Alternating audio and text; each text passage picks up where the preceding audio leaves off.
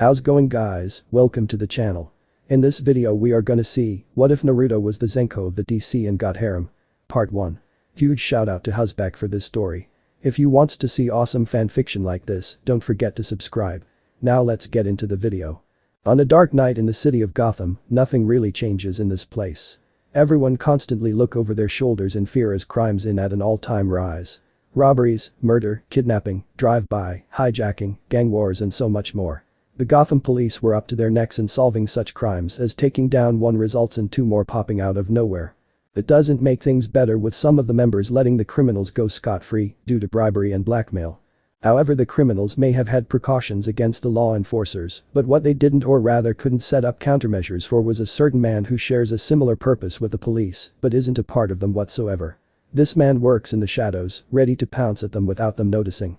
The last thing that any of his victims would see is his descent towards them with the appearance of a black predatory bat and wake up later to find them tied up in front of the police station. Hence everyone began to call this shadowing vigilante Batman or the Dark Knight of Gotham. For as long as the people could remember, this dark hero has been solving numerous crimes and defeating many villains possessing powers beyond what no other human could go up against. And as time went, Batman was joined by several other heroes with the same purpose. Names like Robin, Batgirl and Nightwing, who was formerly the first Robin before passing the cowl to the second and left for another city. At this moment, a police radio is currently passing information to the police cars of irregular crime for them to quickly move in and neutralize. All units, please be informed that there has been a robbery over at Calico's Jewelry and the suspects are currently making their escape in a getaway vehicle, which is a blue 2016 Ford Transit 150 van.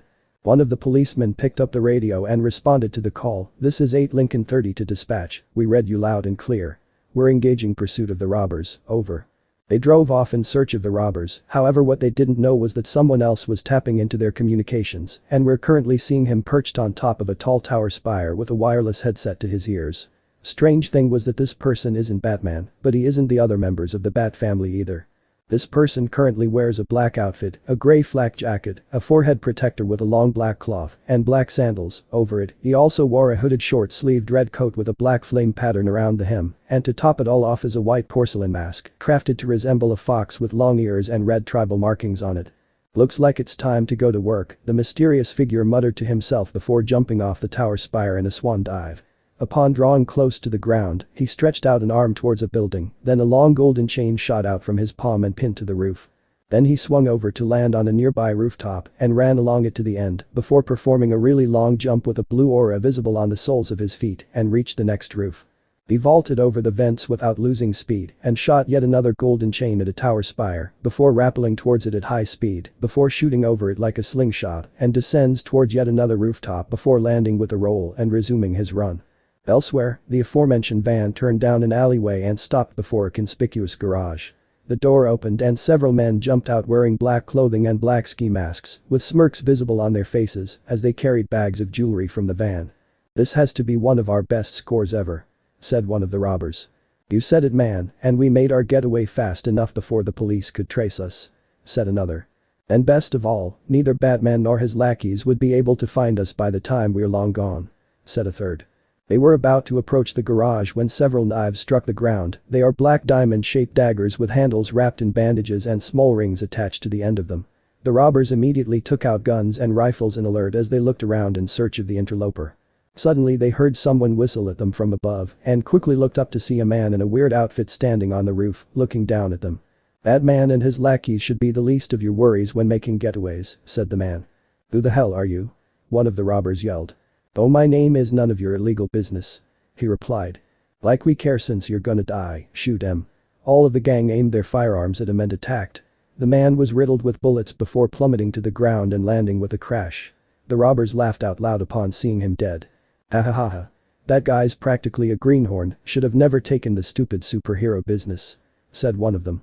Suddenly he felt someone tap his shoulder and a familiar voice spoke from behind him. "On the contrary, you and your friends are lousy shots." He turned around only for a gloved fist to smash into his face, resulting in a broken nose as an audible crunch was heard before being launched a few meters and crumbling to the ground, knocked out. The remaining robbers were stunned to see that the person whom they supposedly shot down is still alive and standing right next to them. "What the how are you still alive?" The man shrugged. That's for me to know and for you to figure out in prison. He dashed off as the robbers shot at him rapidly. He was keeping pace ahead of their range of fire. Bang, bang, bang, click, click, click.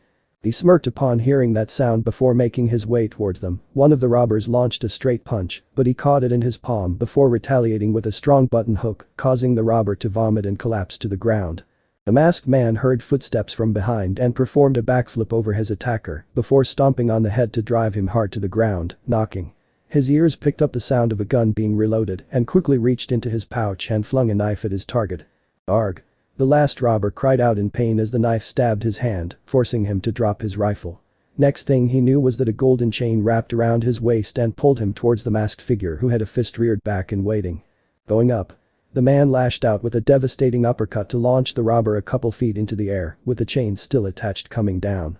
Then he grabbed the chain and pulled hard to slam the robber hard into the ground. Then the masked figure looked around to see the criminals all knocked out and nodded in approval of the scene. Now here's the annoying part: cleaning up after them. About 20 minutes later, a fleet of police cars arrived at the area to see the robbers all tied up together with what appears to be metallic wires and the bags of jewelry inside the van. "Hey, I found something here, it looks like a note," said the policeman holding up a piece of paper. The captain approached the note and read it out loud. "Here are the guys you were looking for. Things would have gone better for them if they simply studied hard at school and would have gotten a decent job. Don't you think? Your friendly neighborhood ninja, Zenko." Several of the policemen chuckled in amusement while some others were much more serious. "That Zenko fellow again, huh? Just who the heck is he? Is he friends with Batman?" asked one of the policemen. "I don't know." Commissioner Gordon was informed by the Batman that he has no affiliation with Zenko. All we could get from the prisoners was that he fights like a ninja and seems to use golden chains. All in all, we'll need to bring him in for questioning to find out exactly who he is and what he wants. Yes, sir. Somewhere on top of a building, the masked figure could be seen sitting on ledge and watching over the city whilst letting out a sigh of boredom. "It has been 4 months since we appeared here after the war, Naruto." Suddenly a dark voice spoke up from within the mind of the person who didn't react to it in shock. "I know, Kurama. I searched for many ways to get back to our world and came up with nothing at all." The man pulled down his hood to reveal blonde spiky hair before taking off the mask to reveal a rather handsome face which possessed 3 whisker-like markings on each cheek, giving him the impression of a fox.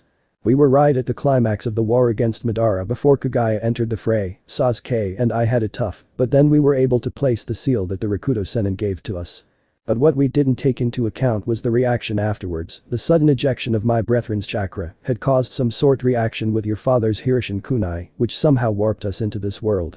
That's pretty much the gist of things. This world is pretty strange with how people are able to live without chakra, but they seem to make it up with technology that is way beyond our own." Naruto placed his chin on his palms, deep in thought. "Let's not forget about the superheroes we've been hearing about. Yeah, guys like Superman, the Flash, Green Lantern, not to mention Batman owning this place in particular. Most of these guys got powers which could have counted as Kekkei Genkai in our world, and they use them to help to people, which is an A-OK in my book. Not to mention the super villains whom they go up against." Naruto looked thoughtful at that statement. "Yeah, but not all of them resort to crime for selfish reasons, unlike some whom I've met back home." Kurama shrugged his shoulders before relaxing within the seal. "So what is your current plan now?"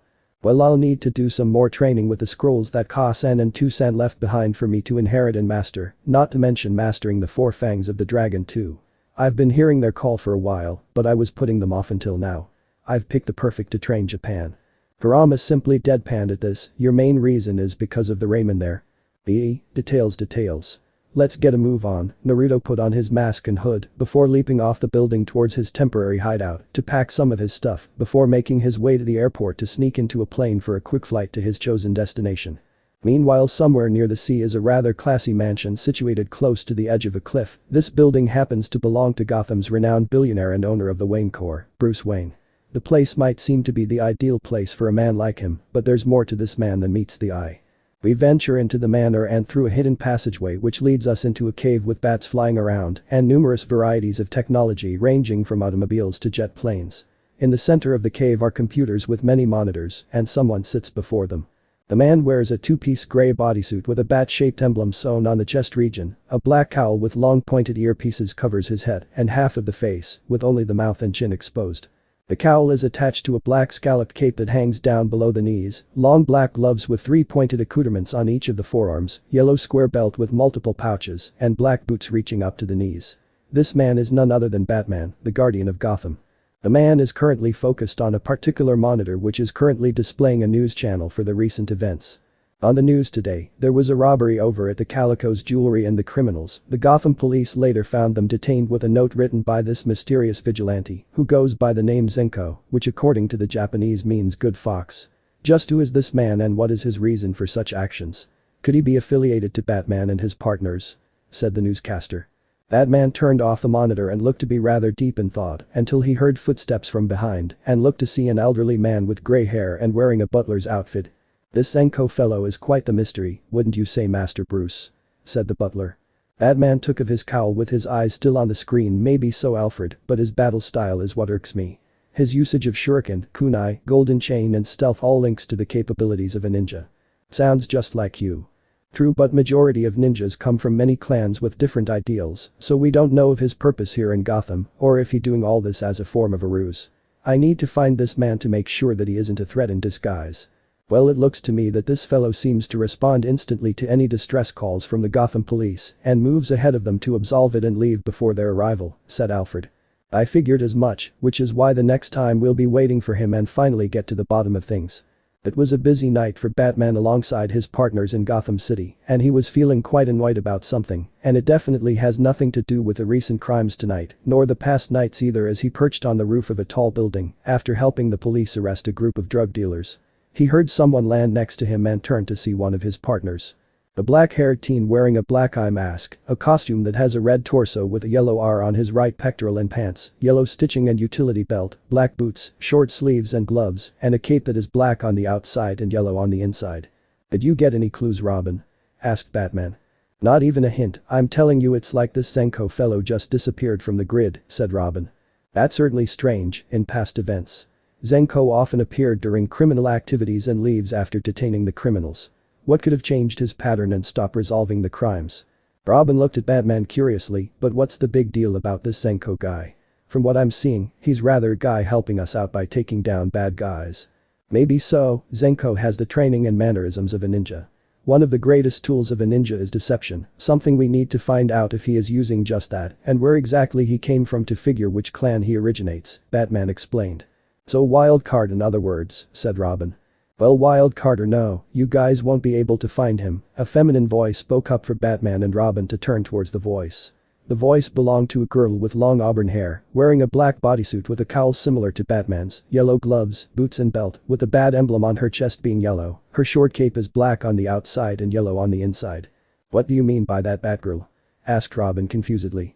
Aside from his absence here in Gotham, I was watching a documentary on a Japanese channel as reference for my school project when it suddenly switched to breaking news about an outgoing war between two Yakuza clans in a district. I was about to shrug it off when I saw that Zenko guy show up on TV and take down both clans. So I suited up and came over to tell you guys about this, said Batgirl. That explains why he wasn't responding to the crimes back then, said Batman. Yeah, he wasn't around to begin with. We waited around for a week and she finds out from watching an international TV channel because of a school project, Robin grumbled. That girl smirked in return. Goes to show how far education can take you, something you always complained about. Robin chose not to say anything to prove her point. So what happens now, Batman? For now we continue with what we do but keep tabs on his activities over there, though I get the feeling that he wouldn't be staying there for long and might be moving to different cities at certain intervals, said Batman. So there's a chance that he might meet guys like Superman and the Flash during this tour of his? Asked Robin. Chances are quite large with that question along with his return, so we'll be on standby till then, said Batman. Personally, he could always contact Superman since they're friends in a way should the mysterious ninja encounter the Man of Steel. Robin and Batgirl nodded in affirmation before taking out their grappling hooks and firing them at nearby buildings and then swinging off to patrol the city, leaving behind Batman to his thoughts of just where the mysterious. Meanwhile, we find said ninja at the beach over at Ogasawara Islands, wearing a pair of orange swimming trunks and blue sunglasses while relaxing on a beach chair with an umbrella overhead to provide shade and a glass of cocktail in hand while a radio is placed nearby playing some music.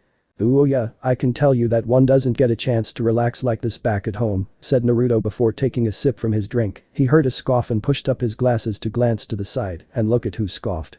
It was his partner Kurama, who was out of the seal with Naruto about the size of a regular fox. He was currently curled up on a beach blanket taking a snooze when he heard Naruto talk. Oh please, the only time you relax is when you go to the hot springs, otherwise you would be training your head off because of the uchiha or the akatsuki, which is why I'm wondering why you aren't training now," said Kurama. "Relax Kurama, I am training. My clones are currently at the cavern reading the scrolls. When they dispel and transfer the knowledge to me, then I'll create more clones to practice the techniques memorized," Naruto explained. "And what about the four fangs of the dragon? Aren't your clones going to practice with them as well? According to the letter which Ka-san left for me, these weapons are sentient and demand respect. Should I use my clones, they will reject me and permanently forbid me from wielding them, so I won't take that risk. If you say so, I suggest you hurry up so we can leave and see other places. I get the feeling that we might be missing out on something interesting if we stay here any longer," said Kurama. Naruto can't blame him. Kurama likes to relax from time to time, but that doesn't mean he wouldn't be spoiling for a fight every now and then. Naruto had just finishing drinking the cocktail when he felt memories of the shadow clones whom he had ordered to read the scrolls flow into his mind.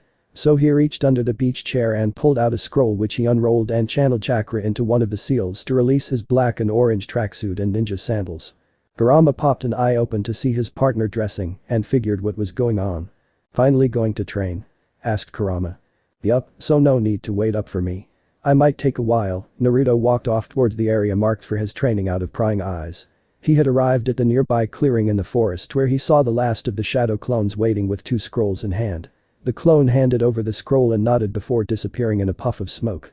He unfurled one of the scrolls and channeled chakra into the seal engraved upon it to unleash a surge of energy that knocked Naruto back a bit, but he got to his feet and approached the scroll to see four weapons levitating before him, each that he could identify from his mother's words.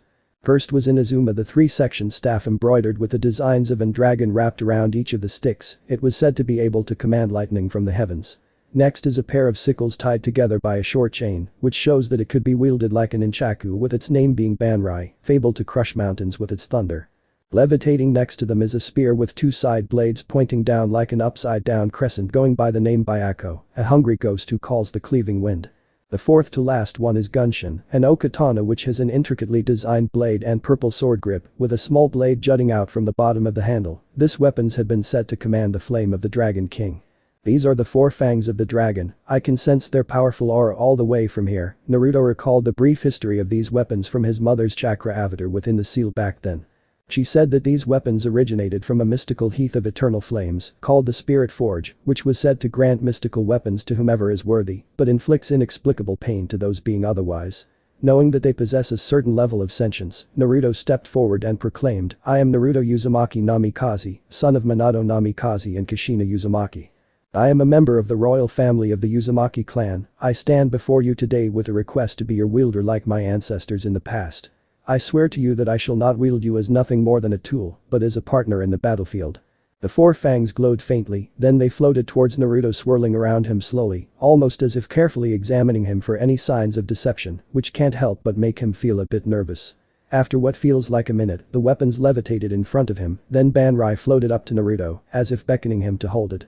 Naruto took the chain sickles into his hands and instantly felt its aura flow throughout his body. He felt its desire for battle and the wanting to take down all those that would oppose it and its wielder. Then it converted to red energy and melded with his left arm, leaving behind a tattoo of a red dragon. Next was Inazuma. Its aura tells him that it's witty at times, but would instantly get serious when the situation calls for it, and left an orange dragon tattoo on his right hand. Byako followed with an aura depicting its being more technical than pure offense before a purple dragon tattoo across the shoulder blades. Finally is Gunshin, whose aura depicted its seriousness and strong focus on the task laid before it. However, the melding from them was rather painful, making Naruto fall to his knees to endure. It felt as if hot metal was pressed on several parts of his body. Eventually the pain faded and Naruto got back to his feet, feeling the presence of the weapons and their acceptance of being their wielder. "Thank you, and I promise that I shall never disappoint you all," said Naruto.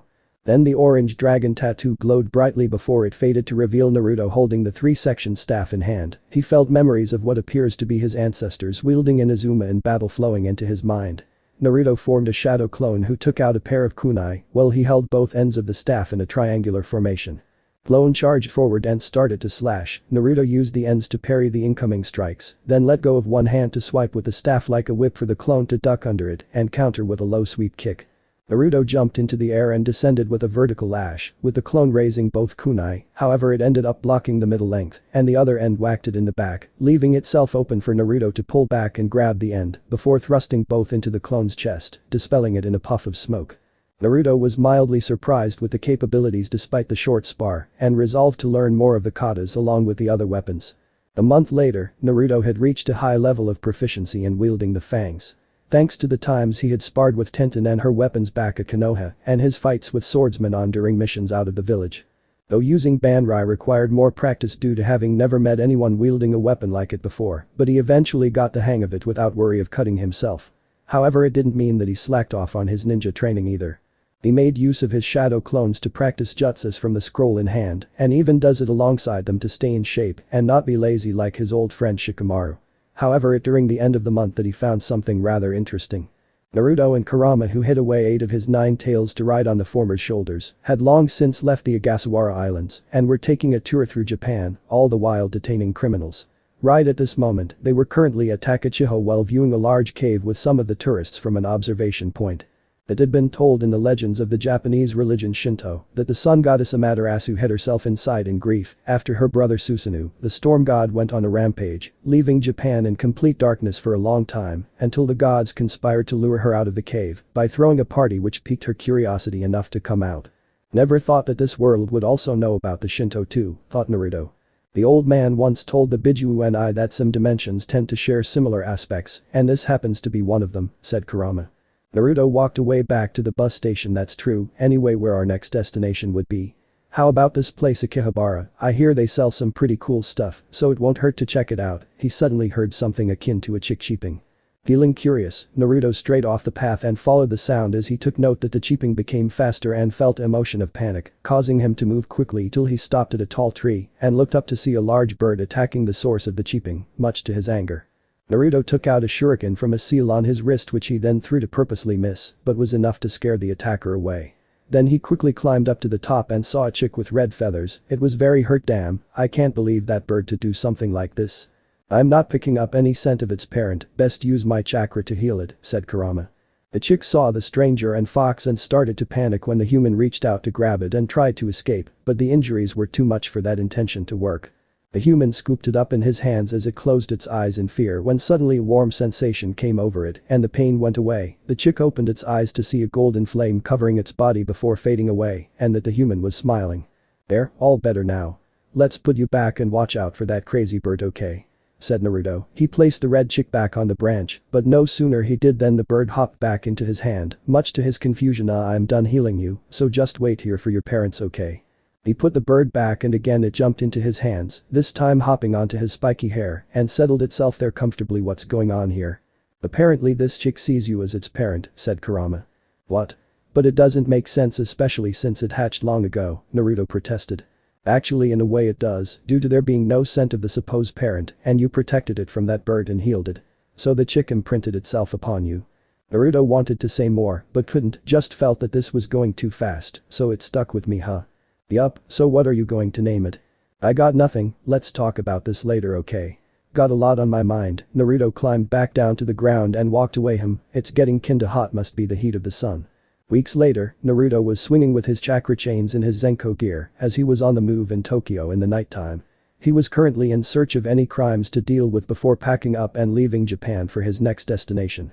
He currently let go of a chain to somersault a few times before landing on a roof, then ran along to leap off the edge towards a skyscraper, where he ran along the wall and fired a chain at another building to swing off and dive to the streets below. Naruto grabbed onto streetlight pole and spun around several times before using the momentum to launch himself into the air and land on a moving commercial bus. He waited briefly before jumping towards an alley and bounded up the walls to the roof. There he leapt along the rooftops and perched on top of a water tower. He was currently scoping out the area when he heard a cheep and something poked out from his hood to appear beside his head. It was the young bird, but it had grown quite a bit with beautiful plumage. Naruto smiled fondly as he rubbed its neck and it was enjoying it. I see you're relaxing, Sigmus, you lazybones, he chuckled when the bird chirped in protest. Suddenly he heard gunshots and looked to see a group of men dressed in black tuxedos while wearing black masks engaging the police in a gunfight, and here I thought that I wouldn't find something to do tonight. Prepare for another action-packed episode. Naruto bounced on his toes before jumping off the water tower towards the fight below. The police were taking cover behind their vehicles to avoid the gunfire from the masked gangsters. One of the policemen poked his head over to look and was stunned when one of the gangsters took out a firearm that they weren't supposed to have. Men run. One of them has an RPG, rocket-propelled grenade, ready to fire at us. The rest of the enforcers scrambled to escape the incoming blast, but the warning came too late as the gangster fired a grenade towards them. The explosive projectile was halfway when someone landed in front of it, then he took out a scroll and unfurled it as he called out "Seal." And the grenade disappeared in a puff of smoke, much to the shock of both sides. Having a clearer look, they recognized who the person is. It's Zenko. The guy who helped take down those yakuza from the other city. What's he doing here? Naruto put the scroll away in his pouch and faced the gangsters as he called out to them. Didn't your mothers tell you never to play with guns or RPGs for that matter? They're toys for grown-ups after all. That apparently ticked them off. What did you say? You're dead, pal.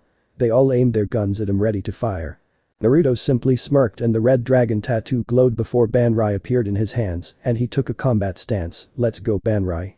No sooner did the gangsters started shooting that Naruto twirled the chain sickles like nunchaku around him at high speed to slice each and every one of the bullets into halves. As he defended, the police watched him in awe. It wasn't long before the gangsters finally ran out of ammo, leaving them open for Naruto to start with his attack. He reached into his pouch and launched a volley of shuriken to knock the firearms, especially a wind-enhanced shuriken to slice through the RPG that was aiming for him. Naruto leapt into the air and shot out a chakra chain to strike the ground in the middle of the group before pulling himself towards them while nailing two gangsters in the face during his descent. The others brandished katana and wakizashi to attack. Naruto twirled Banrai once more to deflect the incoming strikes and then countered one with a roundhouse kick and ducked under a slash and knocked three of them down with a low sweeping kick before performing a handspring kick to strike the gangster coming in from behind. Naruto noticed one of the gangsters running away from the fight and shot out a chakra chain to wrap around his waist. Get back here. Then pulled it back to swing him about to slam into the three gangsters that had gotten back to their feet to be knocked to the ground again and this time losing consciousness. The whole place was silent till Naruto turned to the police after putting away Banrai and cleared his throat rather loudly for them to hear before speaking. Aren't you guys going to do the rest of your job? That seemed to have snapped the enforcers out of their stupor as they quickly made their way to the defeated and handcuffed them whilst returning the stolen money back to its rightful, with the leader approaching Naruto to speak with him. Thanks for the help, Zenko. If you weren't here, there would have casualties, said the police officer. Naruto simply waved him off. It's no problem at all. I saw that you guys needed help and provided just that. Even so, thanks, especially the taking down of those Yakuza clans back then. Those two were the most powerful in the district until you showed up to take them down. I hope to see you around. Maybe so, catch you later. Naruto shot a chakra chain to a nearby building and pulled himself up before swinging away, while many bystanders who had been recording the fight watched him leave. Elsewhere, Naruto was swinging through the buildings and running across the rooftops when he suddenly landed on a rooftop and skidded to a stop with a slight frown behind his mask. Sigmas poked its head from the hood and looked at Naruto, as if asking what the matter was, and was gently shushed to be quiet before speaking out loud. You can come out now, I know that you've been following me. He heard footsteps from behind and turned around to see someone appear from behind a large billboard. It was a female with short black hair and her face covered by a red mask with only her eyes and mouth exposed. She wears a red and yellow outfit having plated armor around the hips with black gloves and boots. Naruto took note of the blade strapped to her back, with one of them giving him a chilling sensation. I wonder who this girl is, thought Naruto. I have no clue, but watch out for that sword of hers. I'm sensing some strange energy from it, said Kurama. Naruto mentally nodded in affirmation and faced the mysterious stranger. Who are you, and why were you following me? The woman was silent for a moment before finally replying, I believe that one is supposed to introduce themselves before asking for another's name. Normally yes, but it's obvious that you know who I am, otherwise you wouldn't have been following me. The woman smirked a bit at the response. Very well then, Zenko-san, my name is Katana. I must say that I'm impressed with how you were able to detect me. Only the true masters in the art of stealth could find my presence, which isn't surprising, considering that you're a shinobi.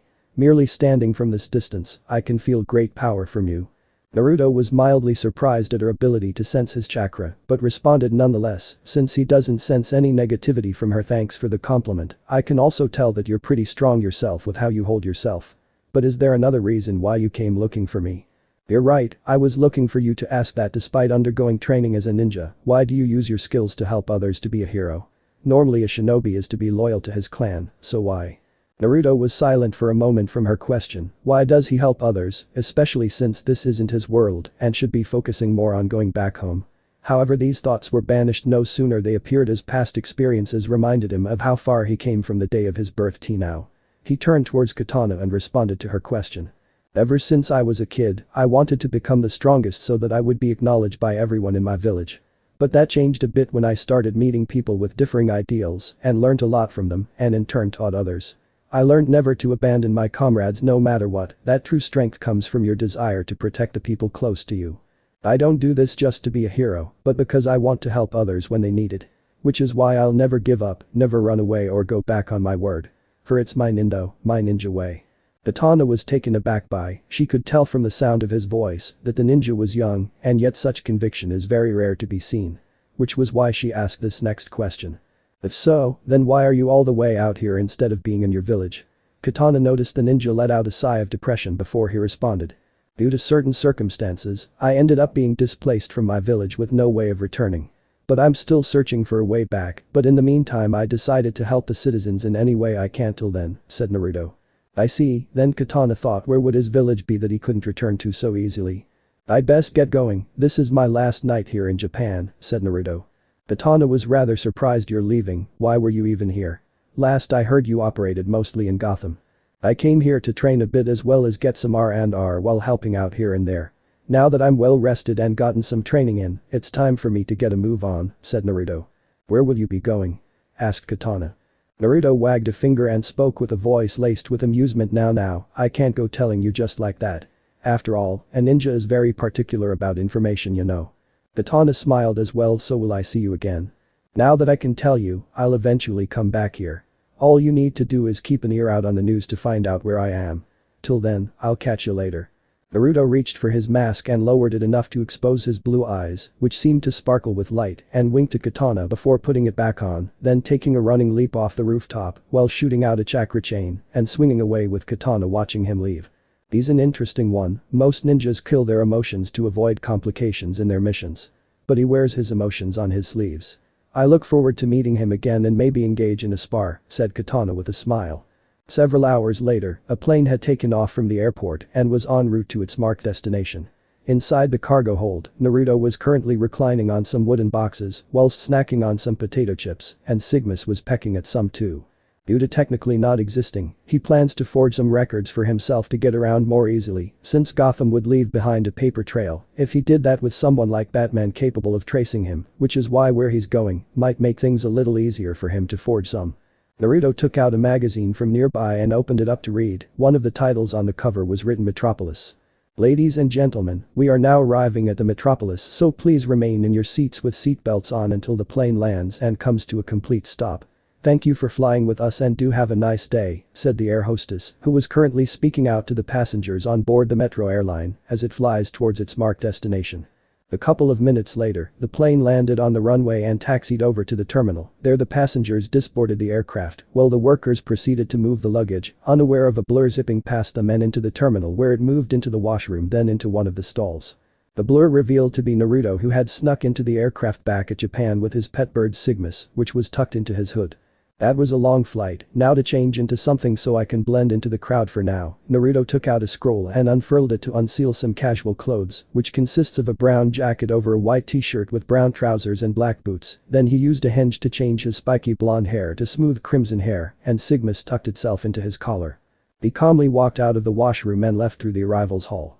Naruto let out a low whistle upon seeing the city of Metropolis and its tall buildings. Man, check these out. Gotta provide some awesome views from up top.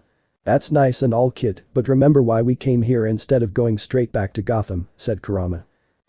I know, good thing I studied the map a bit on the way here, thought Naruto, then he hailed a cab to give him a ride into the city. He dropped off near the park and took out the guidebook from his pocket to look at the map once to pick out his next destination, which happens to be somewhere in Chinatown, and made his way over there. Naruto walked along the streets and looked around the area, had to resist going into ramen shops, much to his mortification. His eyes set upon an internet cafe down an alleyway and smirked before entering it. He walked over to the reception desk and whispered out to the person behind. Hey man, I was told that you could help me with something, said Naruto. The receptionist looked up with a quirked eyebrow. And what exactly do you need help with? Just a couple of papers and IDs which would help me get a footing around here, and I got some green which I'm willing to hand out for the favor." Naruto rubbed the tips of his thumb and forefinger together, getting the man to narrow his eyes at what exactly he means, as he looked around to make sure that no one was eavesdropping on their conversation. The man got up from his seat and whispered to Naruto, "Follow me to the back and we'll get started." Naruto nodded in affirmation and walked after him to the staff room out back. "Man, I have no idea how fake documents are made." There the man took Naruto's picture, then inputted some information like his birth certificate, national identity, and other papers before hacking into the database and placing them there. The man finally created the hard copy and cards before putting them into a dossier which he handed over to Naruto, who then handed the money over him as payment. Naruto had used a henge of Kakashi to earn some bounty by catching criminals on the most wanted list. "Here you go, man, but remember we never knew each other," said the man. "I won't tell a soul," said Naruto as he walked away back into the streets where he took out the guidebook again to read. "Now that is over and dealt with, our next step would be to find a way to gain a stipend." "Why not republish your godfather's books?" said Kurama. "Good idea, might as well use their perversions to my advantage then, as well as give a book the attention that it truly deserves," thought Naruto with a smile. He chartered another taxi and had it transport him to a publishing house. He spoke to the receptionist and requested for an appointment with the one in charge, then was told to wait for a while. It took at least an hour with him purchasing a drink from a nearby vending machine to quench his thirst till the receptionist called out for him to be led to the office of the man in charge. Once passing through the door, Naruto saw a man sitting behind a writing desk with a computer on top of it. The director looked up with a stern disposition. "So how may I help you?" asked the director. "Good afternoon, sir. I'm actually wanting to republish some books made by my late godfather. I have a collection of them right here," said Naruto before reaching into a pocket and took out a book with an orange cover which depicts an image of a man chasing after a woman, both laughing. The director quirked an eyebrow and took the book, then proceeded to read. It wasn't long that Naruto heard a perverted giggle which caused him to roll his eyes. Why does some of the people he encounters tend to be a certain variety of a pervert? A super pervert, a closet pervert, and just plain pervert, what else is there? The director closed the book with a pink tinge on his cheeks as he faced Naruto. "Your godfather must have been truly inspired to create such grand art of literature. I'll send it to the boys downstairs to begin the press. I'll be sure to inform you through either email or phone. It will be a pleasure working with you." He stood up from his seat and stretched a hand out to Naruto, who accepted it with a smile on his face. "The feeling is mutual, sir," said Naruto. After exchanging a few more pleasantries, he left the office and was soon standing in front of the building with a look of satisfaction, glad that's over and done with. "So what will you be doing next?" asked Kurama. "I'll send a shadow clone to rent a room for our stay here while I go on a real exploration of this place. If we're lucky, we might run into Superman along the way," thought Naruto. "But your devil's luck, it's possible." Naruto walked into a nearby alley that he found to be dark enough for cover, then he created a shadow clone, handing over a wallet to pay for the room. He took out a scroll and unsealed his ninja gear that he quickly put on and undid the henge on his hair. Naruto swiftly ran up the side of the building with chakra emitting from the soles of his sandals to latch on and flipped over the land on top. He dashed forward and leapt off the edge and shot a chakra chain to latch onto a nearby building before swinging over to land on another as he vaulted over an air vent and pushed his arms against it to launch himself high into the air, then land onto the railings to grind along before leaping off the edge for a free fall. He drew close to the ground when he launched another chakra chain while using the momentum to increase his swinging speed before launching himself high into the air whilst performing a few flips and then sending out another chain to swing again. Down below on the streets, many pedestrians had been catching glimpses of the shinobi swinging along the buildings and were raising quite a chatter when at first they thought that it was their iconic hero or his cohorts. "Look. It's that Zenko guy," said a man. "You mean that new hero we've been hearing of on TV? What's he doing here?" asked another.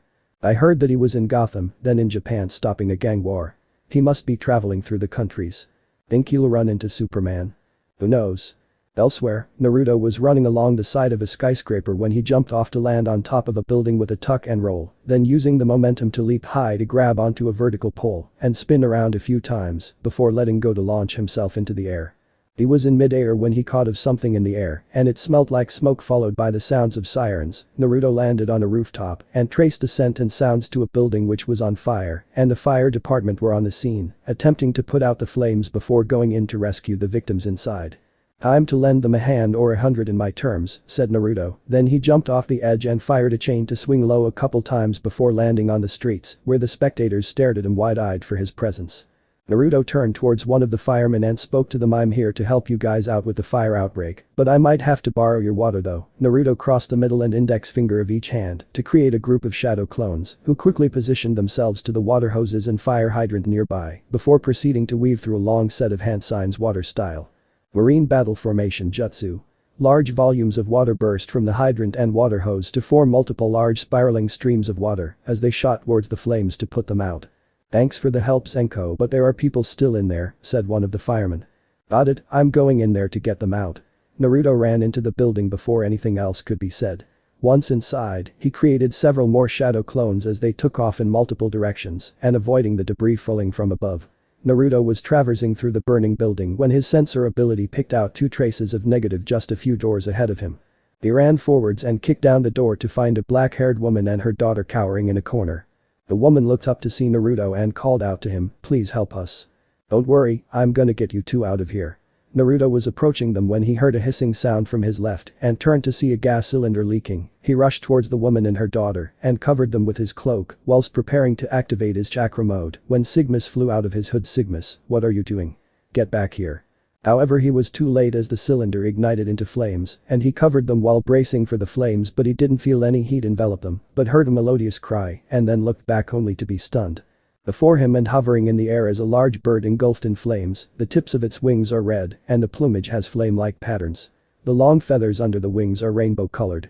It has an elaborate tail, like that of a bird of paradise, with the same flame-like pattern. Wow, what a pretty bird, said the little girl in wonder. Sigmas, is that you? Asked Naruto in shock. The flaming avian let out another cry as if to confirm his question. He could see that the flames were being absorbed into its wings, all which concludes into one thing: you're a phoenix. Kid, we don't have time to be distracted. Your clones are done with the rescue and you're the only ones left inside, said Kurama.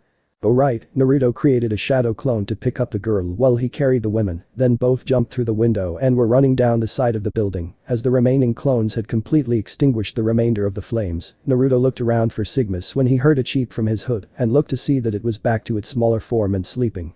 A group of people covered in soot approached the ninja with looks of gratitude. Thank you for saving us, Zenko. We're truly grateful for your help, said a man. You really helped us out with this one, said one of the firemen. Thank you and the firebird for saving me and mommy, said the little girl cutely. Naruto simply nodded in affirmation. You're all welcome, I was glad to help. I'll see you all later. He jumped into the air and stretched an arm out as a golden chakra chain shot from his palm to hit a building before swinging away with the onlookers watching with admiration. The ninja swung around a few buildings before landing on a rooftop where he perched on top of a water tower and gently reached into his hood, then held out Sigmas in his cupped hands. I never would have thought that you would be a bona fide phoenix. But it somehow makes sense now. I recall the number of times when the bird would acting excited whenever you practice your fire jutsu and would try to get close to the flames, said Kurama. You're right, and it also explains why Sigmas was alone when we found him back at Japan, thought Naruto. Yeah, heads up kid, there's someone approaching us. At his words, Naruto picked up a trace of foreign energy heading towards them and turned to see who it is before recognizing the person due to the media. He was looking at a teenage girl with long blonde hair, wearing a white short-sleeved shirt with a red S emblem, which has the midriff exposed and a red mantle reaching her waist, white gloves, blue short skirt, and red boots reaching up to her shins. Hey, I know you, you're that new hero Zenko, said the girl as she hovered in the air before him. And you must be Supergirl, it's nice to meet you, said Naruto with a slight bow. You're a ninja, right? How come you're operating in the daytime? I thought ninjas prefer acting in the dark, said Supergirl confusedly. That's stereotyping. Where I'm from, ninjas can operate both in nighttime and daytime, Naruto replied with a quirked eyebrow. So what brings you here? Last I heard, you were at Japan. You're on some kind of tour or something. Pretty much, I was doing some training before deciding to take some detours along the way, said Naruto. Saw anything interesting before you came here? Supergirl appeared to be curious about the ninja. From what she knows, they were supposed to be the silent types and very secretive, but this one happens to function out of the norm. Her friend Batgirl often told her of how her mentor Batman lacked a sense of humor and also about he was looking for Zenko. Well, I've been to the Ogasawara Islands, which is an awesome place to lounge at the beach. Then there's Akihabara where you can get some awesome stuff like manga, gadgets among other awesome stuff. I recommend that you check it out on your free days. Supergirl smirked in response. I think I will, that is once my cousin can manage on his own. I remember that Superman is your cousin, how's the big guy doing? I've heard of the incident with him and that Darkseid dude, said Naruto. The young heroine looked down in depression as she knows of what he was talking about. Her older cousin Superman had been brainwashed by the Lord of the Planet Apocalypse Darkseid into thinking that he was his son and leading an assault on Earth. She tried to stop him and was defeated, but he eventually broke free of the mind control and defeated Darkseid. However, there was an immense damage to his reputation with the Earth's populace, and the trust was severely damaged.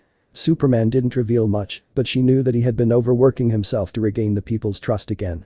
"He's doing fine, but he was really bothered about what happened then," said Supergirl. Naruto nodded his head to her words. "I can understand how he feels, as I was in a situation similar to his." "What's that supposed to mean? What could you have possibly experienced to be the same as my cousins?" Supergirl glared at the ninja, questioning how he could tell the pain of ostracism be equal to her cousins. Naruto chuckled softly at her question. How many people had he met to have asked just that?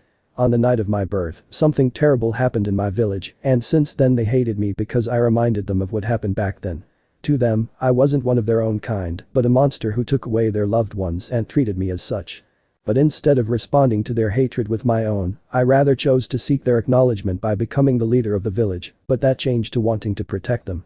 Supergirl was rather skeptical and used her super hearing to listen to his heartbeat, only to be surprised that it was beating normally, which meant that he wasn't lying at all. This made her feel a little guilty at what she said before, but then how could you forgive them so easily, just like that? Thing was that deep within there was a part of me that truly hated the village, and I met it before.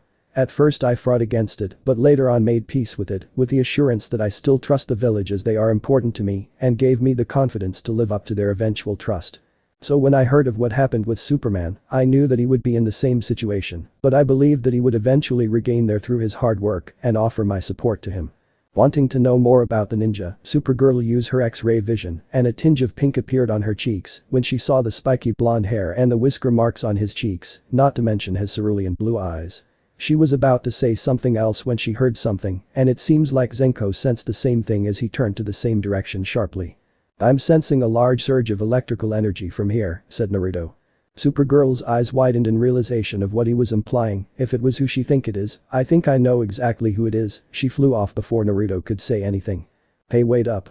How am I gonna catch up with her?" Suddenly Sigmas jumped out of his hood again and burst into flame, revealing his phoenix form, but much larger than at first. Sigma screeched a few times and beckoned to its back, as if saying to get on, which he caught on to. "Thanks for the ride, Sigmas, now let's go after her." He leapt onto the phoenix's back and was surprised to see that he wasn't burnt before it flew off at high speed, whilst leaving behind a trail of embers, and soon caught up with Supergirl, who was wide-eyed at the sight. "Where did this one come from?" she asked confusedly. "This is my first time actually, let's get to the source of the surge and stop it as soon as possible," Naruto responded. As the duo drew close, they saw arcs of electricity bursting outwardly, and numerous vehicles exploded with the citizens and police officers taking cover from the currently unknown source of the chaos until they finally got a visual.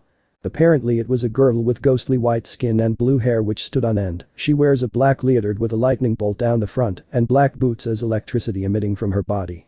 "Just as I thought, it's Livewire," said Supergirl with a frown. "I take it you know her well?"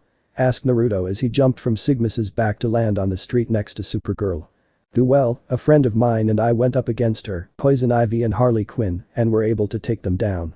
Looks like she got out of prison. Then I hope you don't mind another team up with me." Naruto took a fighting stance with Supergirl smirking at him. "Sure thing, I'm kinda curious to see what you can do anyway. Then you won't disappointed." The villainess turned around and saw the heroes, one of whom she was familiar with, as she glared at Supergirl. Well. Aren't you a sight for sore eyes, Supergirl, and you brought along that ninja wannabe whom I heard of on TV. I'd appreciate you not mouthing off about things you don't know about, you walking battery," said Naruto with a tick mark on his head, with Supergirl snickering at the snarky reply. Livewire frowned at the ninja. "What did you call me?" "Did I stutter?" "That's it, I'm gonna light you up like a Christmas tree." "Sorry, but we're in the middle of April." Electricity surged from Livewire's hands as she thrust them forward to fire off a dual blast towards them. Naruto dashed to the side and flung a handful of shuriken at her, only for them to be deflected when she created a dome of electricity around her. Supergirl flew straight at Livewire with her fist reared, but the villainess transformed herself into a bolt of lightning and flowed into the electric pole to zip along the power lines for her to punch the ground and form a large crater. "Oh no, you're not going anywhere, Shocky." Naruto aimed with a chakra-coated kunai and threw it ahead to cut the power line, forcing Livewire to emerge. He then crossed the middle and index fingers before calling out Shadow Clone Jutsu. A small group of copies appeared next to him before charging forwards to engage the target. Livewire was momentarily surprised before firing electric blasts at them with the clones disappearing, not before making witty replies. Got the wrong one, try again. Your poor choices of target is why you never get a boyfriend. Oh, thanks for charging up the boss's phone. Hey, we know a guy who loves lightning and also funerals too. The villainess was gritting her as her anger towards the ninja grew with each taunt. Shut up and let me zap you already. Suddenly she felt something wrap around her waist and turned around to see Naruto holding a golden chain in his hand. Big mistake you made here. Electricity emitted from her body which she expected to flow through the chain and electrify the ninja only for nothing to happen. Hey, what gives you're supposed to be zapped? Naruto smirked behind his mask. That would be the case if my chain was made of metal. Then he jerked hard on the chain to pull Livewire before swinging around several times before flinging her into the air and called out, serving up, Supergirl.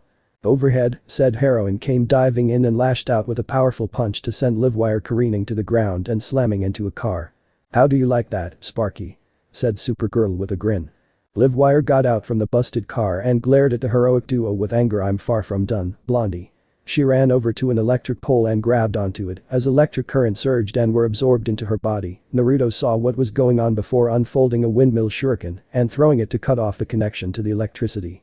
However, she had already absorbed a lot of energy with electricity arsing from her body. Time for some payback. She took aim at both and fired a large blast of lightning towards them. Naruto quickly swung into as he stood in front of Supergirl with the purple dragon tattoo glowing before the Japanese spear appeared in his hands by Akko, calling forth the cleaving wind. He twirled the weapon above his head for a purple tornado to swirl around them before swinging it to launch a crescent wave of wind which split the lightning blast in half, much to Livewire's surprise. Then she saw a flicker of movement before noticing 4 more of those clones closing in from different directions. Naruto. All 4 clones performed a simultaneous high kick to send the villainess into the air for the original to come from above with a somersault Uzumaki uprising barrage. He lashed out with an uppercut from the butt end of Akko to send her up higher towards Supergirl to be hammered back into the ground, and this time she wasn't getting back up from the crater formed on the ground with the electricity surrounding her to fizzle out. The duo approached the defeated villainess with Supergirl using her breath to create an ice cocoon from the neck down in order to restrain her with the citizens looking on and taking pictures with their phones. I gotta say, you're pretty god, said Supergirl.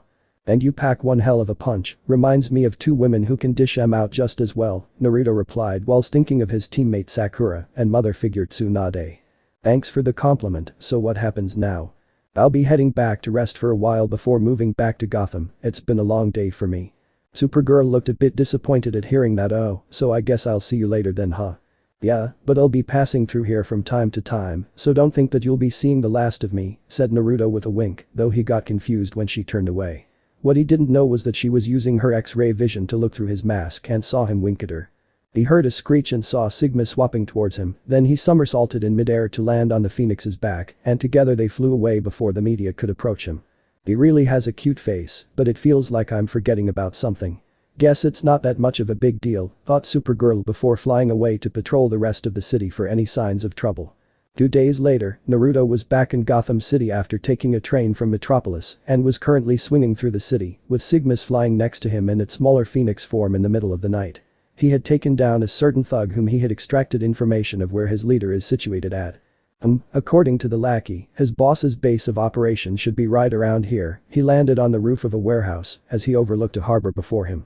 He scoped out the area and could see several thugs armed with machine guns patrolling the area, confirming the info acquired and began planning a way to infiltrate the warehouse they were guarding. Sigmas, I need you back in the hood, cause your flames might attract attention, the Phoenix chirped before shrinking and jumping into the hood as told.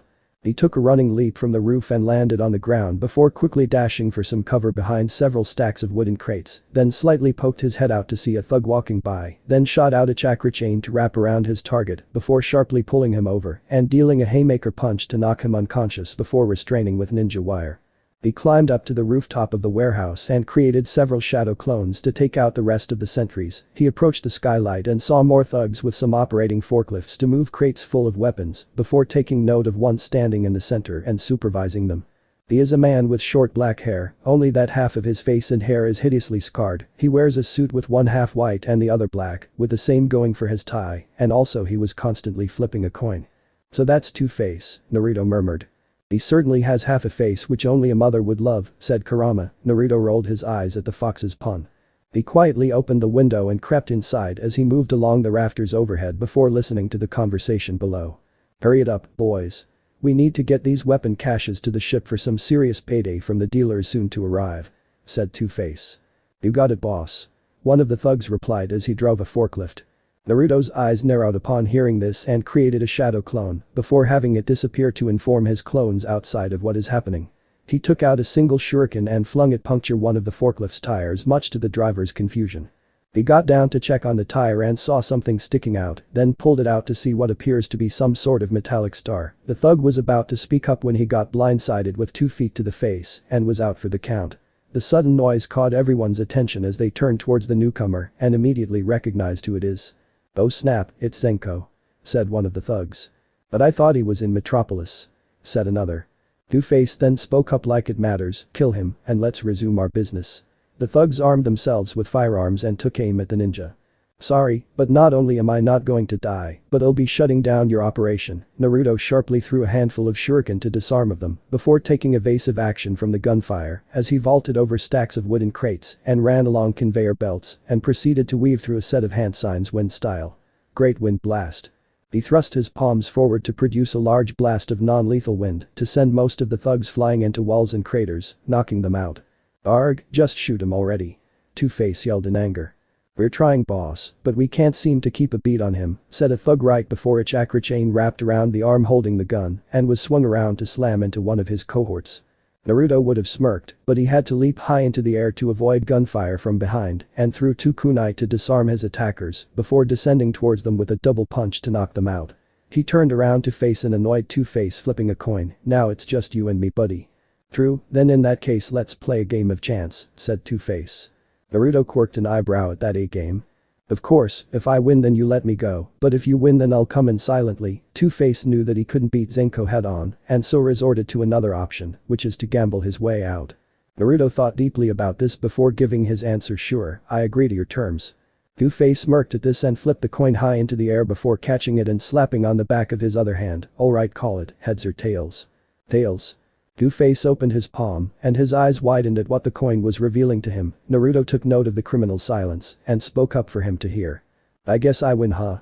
If it's any consolation, I've never lost a gamble with my devil's luck," said Naruto with a smirk. Two-Face turned around to run when he felt a chain wrap around his waist and he was suddenly pulled towards the ninja, who had a fist reared back before slamming it into his face, knocking him to the ground unconscious. "I was aiming for the good side of your face.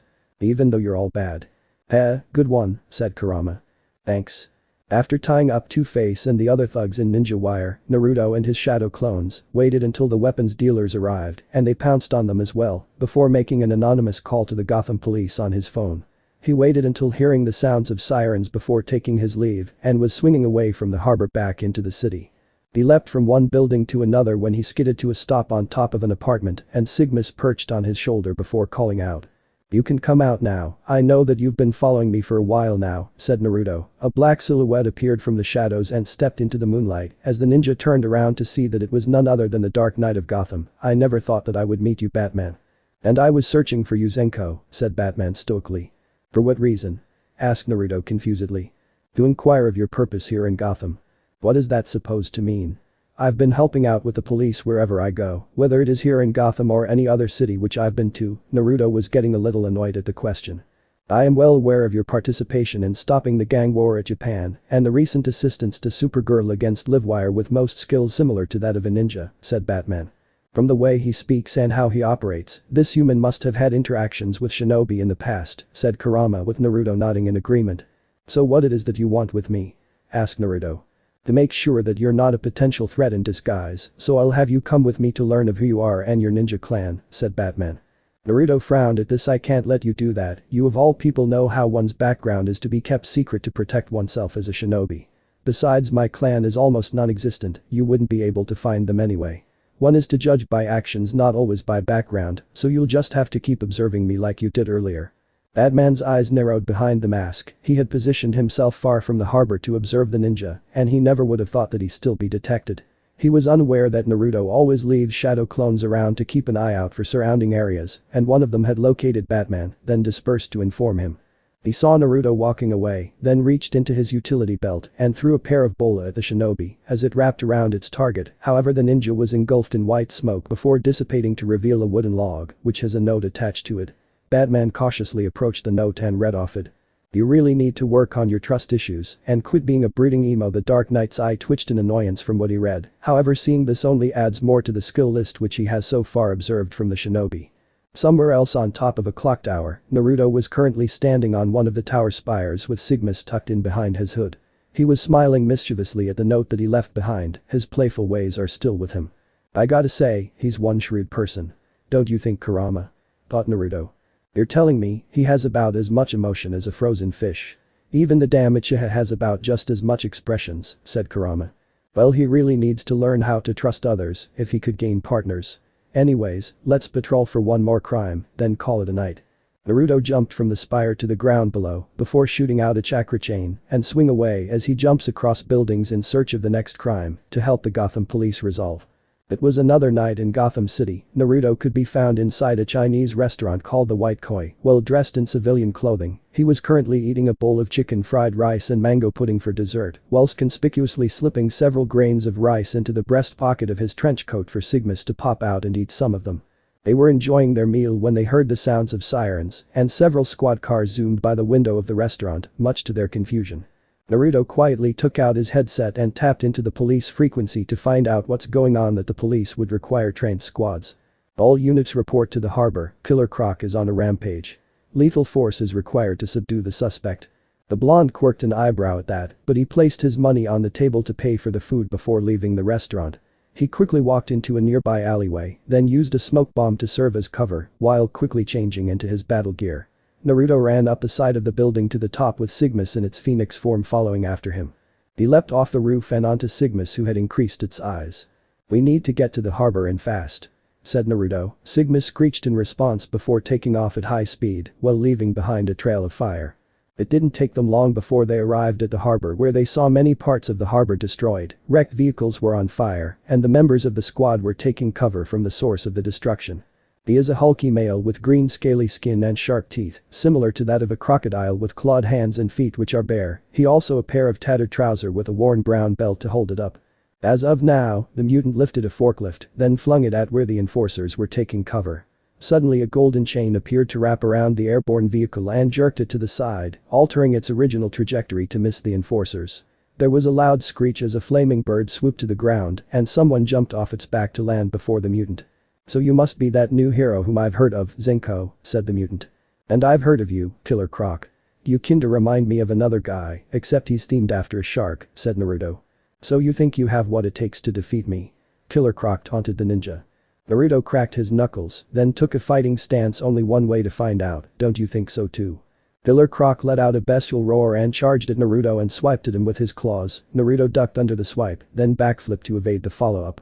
He dashed forward and lashed out with a punch at his opponent's torso, which didn't seem to do much damage, and quickly backed when the reptilian man tried to take a bite out of him with his teeth. That skin of his must be cushioning physical blows a bit, thought Naruto. Then you just have to hit him harder, said Kurama. Naruto nodded in affirmation and took note that Killer Croc had gone to grab a wooden crate and flung it at him. He stretched a hand out to fire a chakra chain as it wrapped around the crate in midair, then he spun once before launching it back to slam into the center.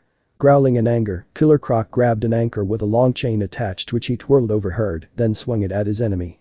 Naruto darted from left to right as he avoided the wild swings of the anchor, then he reached into his ninja pouch to take out a kunai as he channeled wind chakra into it. Naruto ducked under another swing and sliced the chains apart to disarm an annoyed Killer Croc. Come here so I can crunch you to pieces. Killer Croc roared as he dashed towards Naruto. That would be a problem, cause Naruto crossed the middle and index fingers of both hands. Then there was a large puff of smoke which faded to reveal several copies standing next to him. Which one do you want to bite? He and clones charged back to engage the enemy. They darted from side to side to evade the wild swings, though others weren't so lucky and got dispelled from the impact. One clone appeared from behind and fired a chakra chain to wrap around Killer Croc's neck before pulling it hard to hold him back. Two more clones seized the opportunity to move in while weaving through a series of hand signs wind style. Beast tearing gale palm. The mass amount of wind swirled around their hands and extended from them to form two massive demonic-like claws which they swung to send Killer Croc flying through two warehouses. They didn't wait long and something buzzed through the roof and landed near them to reveal Killer Croc looking quite livid. Somebody's mad at me, must be because he sensed that I smiled behind my mask, Naruto taunted. Rah. You just as annoying as Batman. Killer Croc raged and lunged at Naruto. I'll take that as a compliment. Naruto waited till the last minute to duck under the grab from Killer Croc, then he channeled chakra to his right foot, then lashed out with a kick powerful enough to launch him into the air. Naruto created 2 more clones, then quickly leapt into the air after him and positioned himself above. The clones shot 2 chakra chains to wrap around their opponent's arms and pulled him into the ground as Naruto stretched out his hands and formed 2 blue spiraling spheres in each before diving after him Rasengan Barrage. He rammed the attack, driving Killer Croc deeper into the ground to form a large crater. The dust cleared to reveal Killer Croc laying there unmoving with 2 spiraling wounds on his torso. Naruto took out a paralysis tag and stuck it on him, then he turned towards the audience and called out to them. He's all yours, but be sure to double your locks this time cause he might try to break out to find me, since I've gotten his attention now. Naruto whistled for Sigmas to swoop down for him to jump on his back and fly away. Naruto and Sigmas and currently flying over the city park when the former suddenly picked up negative emotions below him with his sensor abilities courtesy of Kurama. He looked below to see several thugs ganging up on a red-haired girl dressing in a costume similar to Batman's, but with yellow in addition. He recognized who it is. Yo Sig, I need to swing by and lend a hand. Okay buddy. Sigma screeched in affirmation before flipped backwards and shot out a chakra chain for the phoenix to grab with its talons. Naruto continued to lengthen the chain as he drew close, then lashed out with both feet to slam into the head of a thug, knocking him into another. Everyone turned towards the newcomer and their eyes widened upon recognizing who it is. Yo Batgirl, hope you don't mind if I join in. Said heroine simply shook her head. I don't mind, there's enough to go around. That's cool. Naruto turned his attention towards a pair of thugs wielding iron pipe and baseball bat, lunged at him. Talk about one-trick ponies. He evaded a swing from the thug's pipe and responded with an uppercut which popped him into the air and performed a cartwheel to the side to dodge another from the thug with a baseball bat to a handstand, then lashed out with a double kick to the head. Naruto quickly leapt after the airborne thug to grab him, then flipped in midair to fling him below at the downed cohort in a heap. Naruto turned to observe Batgirl combat her opponents and was quite impressed with her style. From his point of view, she could be ranked mid-chunin. Batgirl just punched a thug in the face and twirled to launch a roundhouse kick to knock away another sneaking up from behind before hearing a click and turning around to see the first thug aiming a gun at her. He was about to pull the trigger when something whizzed through the air and sliced off the muzzle before hitting a nearby tree trunk with a thunk. Both were shocked, but Batgirl was quick to recover and lashed out with a snap kick to the thug's head, knocking him out. She took out a pair of handcuffs and linked them to 2 thugs each, while Naruto helped out by using ninja wire to tie up the others. Soon afterwards they turned to face each other. I guess I should thank you for helping me out with these guys twice. They had been causing trouble for the people every night, said Batgirl. It's no big deal at all, I find it a pleasure to help out a beautiful girl such as yourself. Naruto's eyes widened in shock behind the mask. Wait, did I think that aloud? Smooth kid like sandpaper, said Kurama with a smirk before laughing when Naruto stuttered in response. He thinks I'm beautiful. I don't know how to respond to that. Batgirl was thankful her mask being able to cover up her blush. She snapped into attention when she noticed that the ninja was calling out to her. Oh, what were you saying? I was saying that you're much more friendly than Batman. He was really getting on my case about who I am and if I am a threat to anyone, said Naruto with a shrug. Well, you did just show up from out of nowhere and started helping people without cause or reason. That in Batman isn't really a trusting person, said Batgirl. Believe me, our first encounter told me a lot. But I'm also wondering why you took on this hero business myself. One doesn't need a reason to help, but if anything my mom and dad had always believed me to be a hero and I want to live up to their expectations, said Naruto with a warm smile in memory of them. That sounds like a nice to do. I've been wondering about another thing, but is that a phoenix?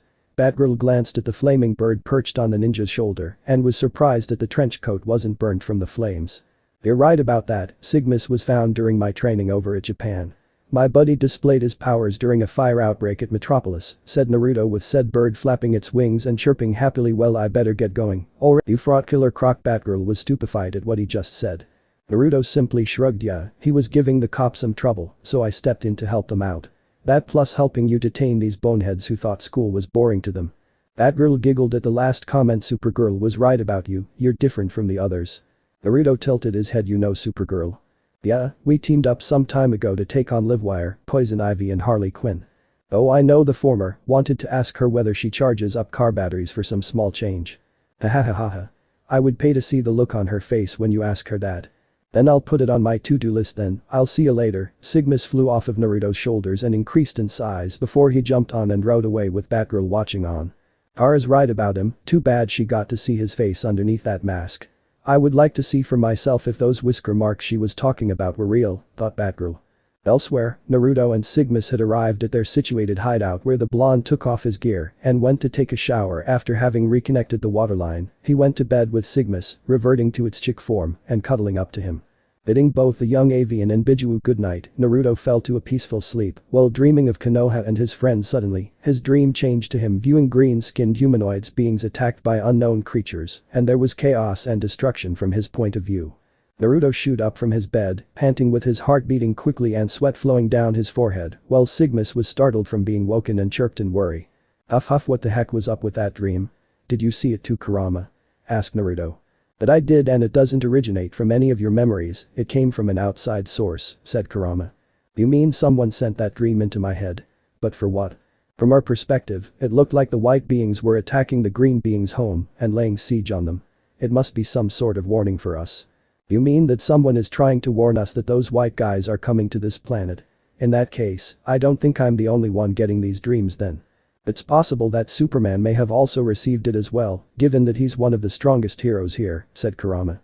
Naruto let out a yawn. Well, we could return to Metropolis and have a small chat with the guy if he did have it, but for now I'm going back to sleep, and I hope I don't get that crazy dream again. Naruto laid back on his bed and was almost asleep when his phone started ringing, much to his annoyance.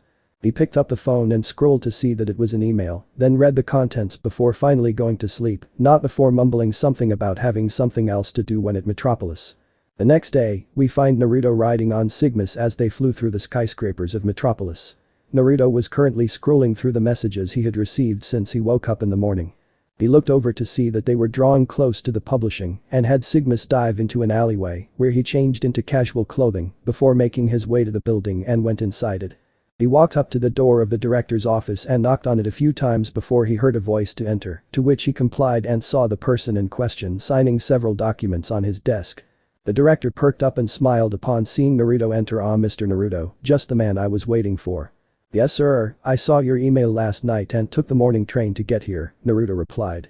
I'm glad that you could make it here in good time, and I have to say congratulations to you and your godfather, cause once the novel hit the bookshelves, everyone scrambled for a copy till there none left and began making many numerous requests for another distribution or release of a sequel. My boys in the press are making themselves busy with more copies.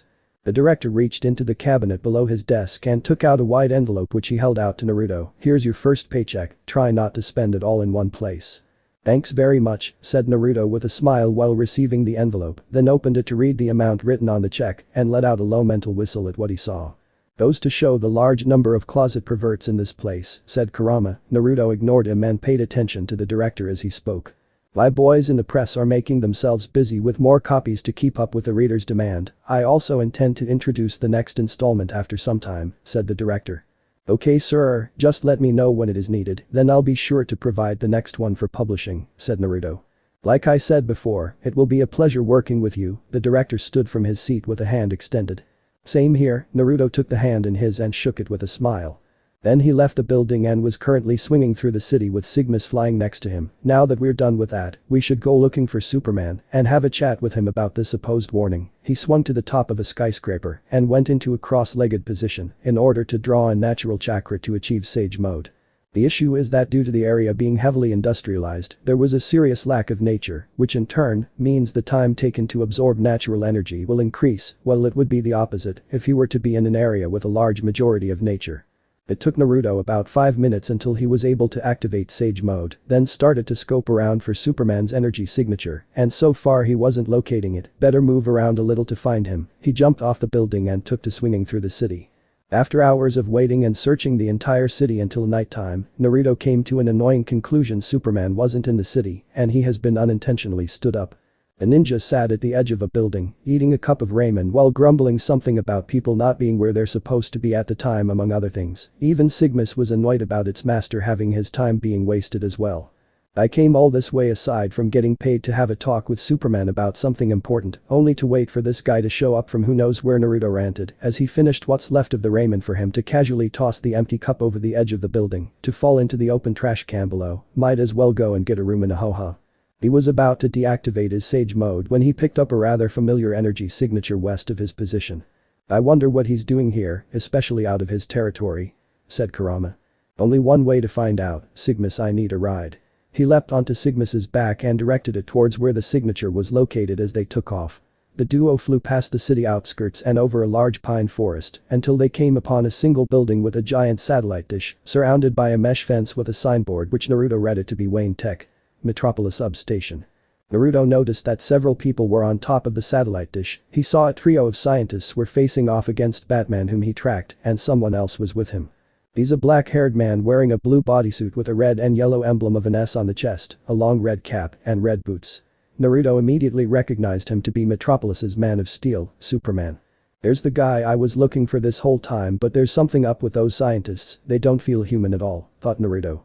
Not to mention that the negativity in their emotions are rather strong, said Kurama. Naruto nodded in agreement, then he saw the scientists make a run for it with Batman and Superman pursuing them, might as well help them out with detaining those guys. They were just about to swoop in when Naruto suddenly clenched his head in pain as the visions from last night assaulted his mind, and apparently the same could be said for Superman who plummeted to the satellite much to Batman's confusion. One of the scientists took out some sort of device and pushed a button, causing some beeping sound to be heard.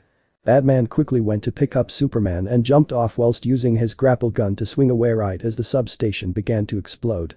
Naruto was able to recover from the throbbing pain in his head and looked to see the duo get knocked into the air by the explosion. He quickly fired 2 chakra chains from his palms to wrap around their waist, then Sigmus carried them away from the destroyed building before placing them a safe distance and landing on the ground. Not too far from the destroyed building, they saw the scientists stand up with broken bodies which instantly repaired themselves, then they walked away with one of them smirking at the heroes. Naruto wanted to pursue, but he needed to check on both Batman and Superman. Batman narrowed his eyes upon seeing the ninja once again. What are you doing here? Same could be said for you, but if you must know, I came to Metropolis to have a talk with Superman about something important when I sensed both of you over here and came to check things out, Naruto replied. Batman was about to question him further when they heard a groan and turned to see Superman sitting up with a hand on his head. What happened? You tell me, said Batman. I don't know, I saw images and they were so intense. And then that's all I remember. Superman looked over Batman's shoulder to see Naruto. And you must be Zenko, I've heard about you, and my cousin told me about how both of you work together to fight Livewire. It's nice to meet you too, Superman, but I actually came to Metropolis today to talk to you about something important and it concerns those images you saw earlier, said Naruto. Superman raised an eyebrow whilst Batman paid rapt attention. You know of them? Yeah, I saw those images in my dreams and I took some time to figure that there's some kind of warning. So I thought to come over to see if you were receiving the same thing, and I can see that you saw them too. Superman nodded in affirmation to Naruto's statement. Then it might have something to do with those scientists, since they obviously didn't want to leave behind any trace of evidence, Batman spoke up. What do you mean? Asked Superman. Over the past few months, I've detected several security breaches on our monitoring network. And no one's taken responsibility. No, but this might lead to something more than I thought. There could be someone or something trying to weaken your security for something vital to its plans, said Naruto. I wish I could stay and look more into this, but I'm expected back at Metropolis, said Superman. Another key to the city. Batman spoke sarcastically. Superman reached into his utility belt and took out a pair of wristwatches which he held out to Batman and Naruto. Here, they're signal watches, call if you need any help. In that case, Naruto, after taking the watch, then reached into his ninja pouch and took out what appears to be a 3-pronged kunai with intricate inked markings on the handle. This is my Hirshin kunai, if you need me, then all you need to do is throw it and I'll appear instantly. Superman reluctantly took the kunai, having just met the hero before flying away, but Naruto didn't give Batman one, as both aren't exactly on friendly terms. The Dark Knight turned to speak to the shinobi, only to find said person and Phoenix gone without a trace. He kinda finds it ironic, since he does the same thing to Commissioner Gordon and his allies. Naruto was at Gotham City and was perched on the spire of a clock tower as he watched a live stream video of the Metropolis News channel on his iPhone. Good evening, this is Snapper Carr reporting. It's been 6 months since Senator J. Allen Carter's disarmament plan was gratified. Well, Superman has been working round the clock to disarm hundreds of deadly warheads, public support had swelled. The screen changed to Superman taking apart the missiles stored within the artillery room, then switching to the citizens cheering him on in approval of his actions. Yet some remained skeptical. The screen switched to Snapper Carr having an interview with a man wearing a red bodysuit which has a mask with yellow wing ornaments on both sides, lightning bolt designs on the waist and gloves, yellow boots and the emblem comprising of a lightning bolt over a white disc on the chest. Naruto recognized him to be the Flash with the title of the fastest man alive, which kinda makes him have thoughts of challenging the hero to a race with his chakra mode. Hey. The big guy's heart is in the right, but give me a break, I'm the fastest man alive. The Flash dashed in a red blur to appear behind the reporter to tap him on the shoulder before returning to his previous position, and even I can't be in 5 places at once. Still, with more missiles being dismantled every day, most of us can rest knowing that Superman is watching over us, said Snapper Carr. Naruto ended the streaming with a slight frown on his face. True, those nuclear missiles possess great potential for destruction, but on the other hand, it is the strongest defensive weapon against opposing forces. He could also acknowledge that Superman was pretty powerful, judging from his past milestones, but Flash has a good point, the Man of Steel can't possibly shoulder the entire world's burdens all by himself. Naruto's past experiences back in the elemental nations and a temporarily resurrected Itachi taught him to rely on others to achieve his goals. Kurama, I get the feeling something big is gonna happen, and we're all going to be caught unawares, thought Naruto. He could sense a wave of concern from Byako as well over the matter. Same here, the brooding man's word about the network being breached and this disarming of the missiles are too closely linked to that dream which we're still receiving every night, said Kurama. Yeah, it's making me feel edgy too. Naruto heard a strange sound and looked up only to be surprised upon seeing a large flaming meteorite fall from the sky crash into the middle of the city. I wonder what that is. I better go and check it out. He leapt off the building and swung in direction of the crash site, with Sigmas flying alongside him for further investigation. Over at Metropolis, Clark Kent was in the bathroom and washing his face at the sink. After watching the late news about him as Superman disarming the missiles to the citizens' approval, he went to bed for a restful night when he was assaulted with the grotesque visions once more and was the reason why he went to the bathroom to clear his mind. His thoughts strayed to the new hero whom he had met with Batman and recalled how he too had the same visions and spoke of them as warnings, but can't seem to figure it out though. He also remembered feeling a little ticked when Kara spoke about Zenko as she stuttered in certain parts during their conversation with a flustered look on her face, making him suspect that she must have used her X-ray vision to look through his mask and had intentions to have another talk with the guy. Beep, beep, beep, beep, beep, beep. His super hearing suddenly picked up a sound of beeping which he recognized to be coming from one of his signal watches that he had given to Batman and Zenko. He quickly put on his suit and took to the air, whilst tracing the sound to an abandoned Star Labs building. He went inside and looked around as the sound got louder, then he saw a familiar gloved hand holding the signal watch underneath 2 fallen metal shelves. Oh no, Batman, he quickly flew over and flung away the shelves to reveal the unconscious Dark Knight before scooping him up in his arms. He was planning to carry him to the hospital when he suddenly noticed something flying by through the window and saw it to be a large flaming meteor as it crashed into the city's park. Superman flew overhead and placed Batman under care of the medics nearby and went to investigate the meteorite as the firefighters worked on putting out the flames with a SWAT team nearby for any potential, and the media had also arrived to record the whole thing. Look at the size of that thing, said one of the squad members in wonder. Stay back, it's still hot, said another cautiously. Suddenly something burst out from the meteor, revealing to be a white and red leg which came down towards the 2 squad members and almost crushed them had it not been for Superman's timely intervention. Then 2 more legs burst out before standing upright to reveal a central bulbous head with a red eye supported by them. Incredible, is it some kind of a machine? Snapper Carr asked in wonder. The strange being's eye narrowed before a red laser beam shot out of it and destroyed a nearby police car. That was more than enough to let the people know that it wasn't friendly in the least bit, so Superman flew at it with a fist reared back, only to be blasted by a laser beam and sent crashing down to the ground unconscious. The policemen and SWAT squad all opened fire at the hostile organic machine, but to no effect and had to scramble out of the way. Suddenly, a pair of missiles slammed into the walker and it came from a black jet in which a recovered Batman was piloting it. However, the projectiles had not effect on the walker and quickly took evasive action from its return fire. What the heck is this thing? Naruto yelled as he swung around to avoid red laser beams being fired at him.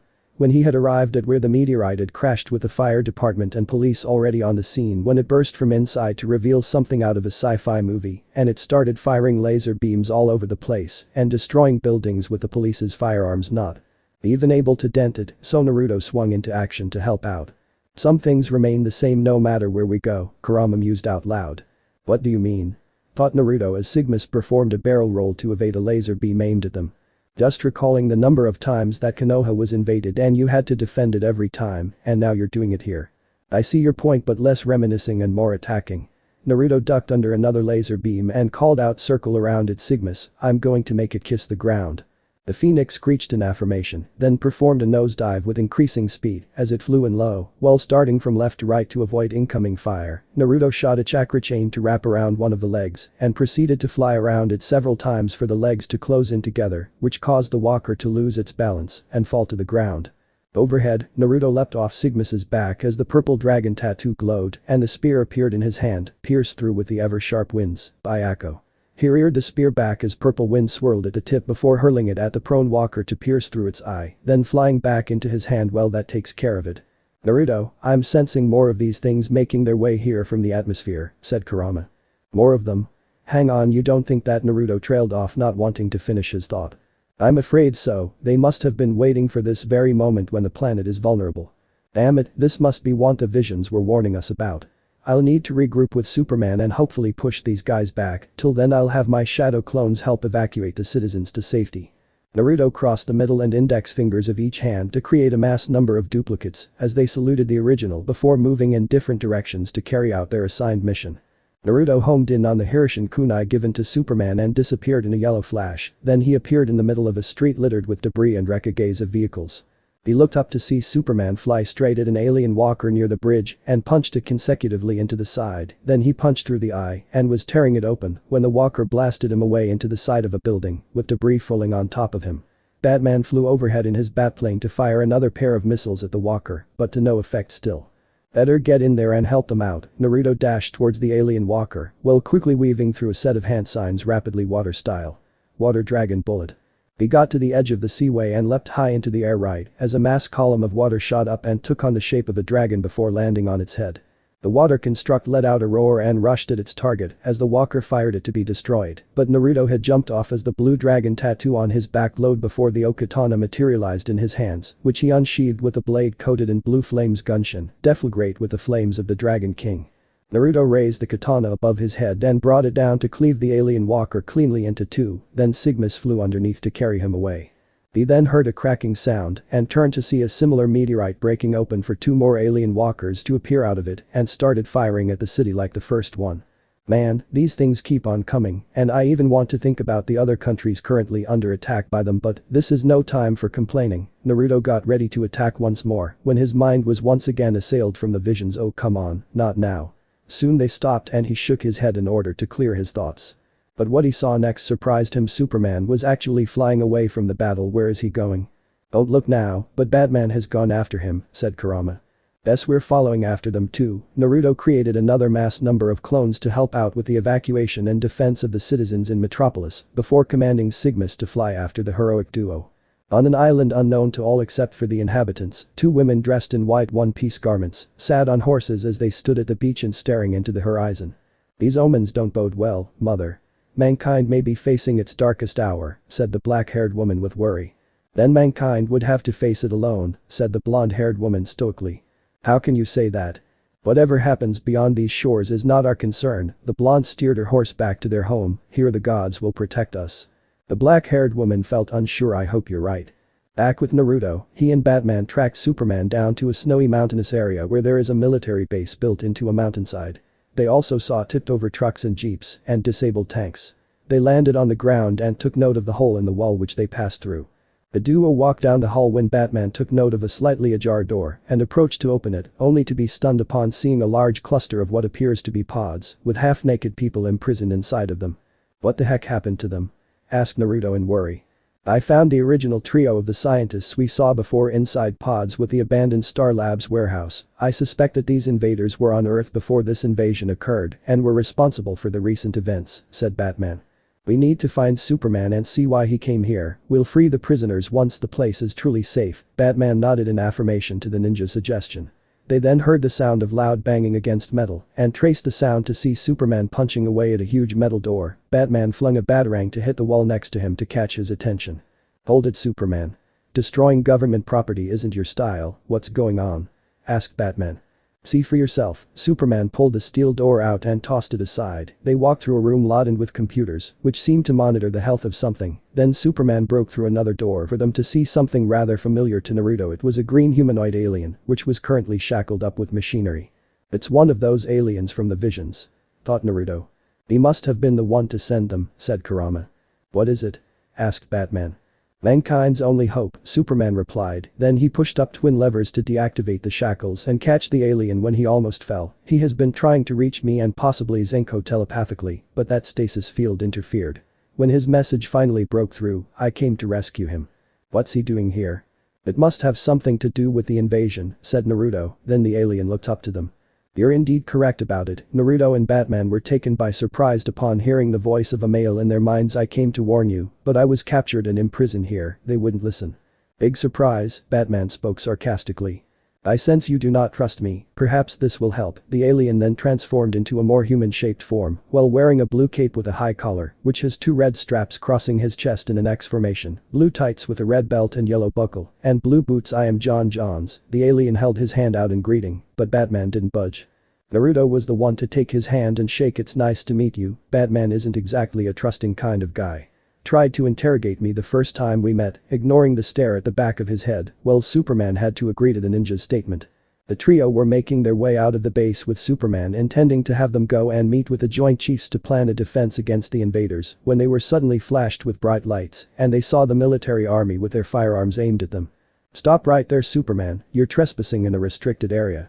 Our orders are to keep that freak in, said the apparent leader. Superman stepped forward to speak with the commander. Wait. I'll vouch for him, you must let us go. I don't think so. Superman was about to plead further when Naruto stood next to him and summoned Gunshin to his hand. Much to his surprise, Zenko, what are you doing? Facing an impostor, the real commander is stuck inside a pod back in the base, said Batman, having seen the original with Naruto. The commander upon this and spoke up, which is more of a reason why none of you will be leaving here alive. Then he, along with the soldiers behind him, began to transform into white and black humanoids with 3 red dots running vertically down one side of their faces. The aliens slowly approached the heroes with their guns aimed at them to fire. All Naruto could think was Kurama was right, some things never change no matter where you go. So this part ends here. I hope you guys enjoyed this video, so quickly like this video for second part of this series. And comment down below your thoughts about this series. And now it's time for me to go, bye.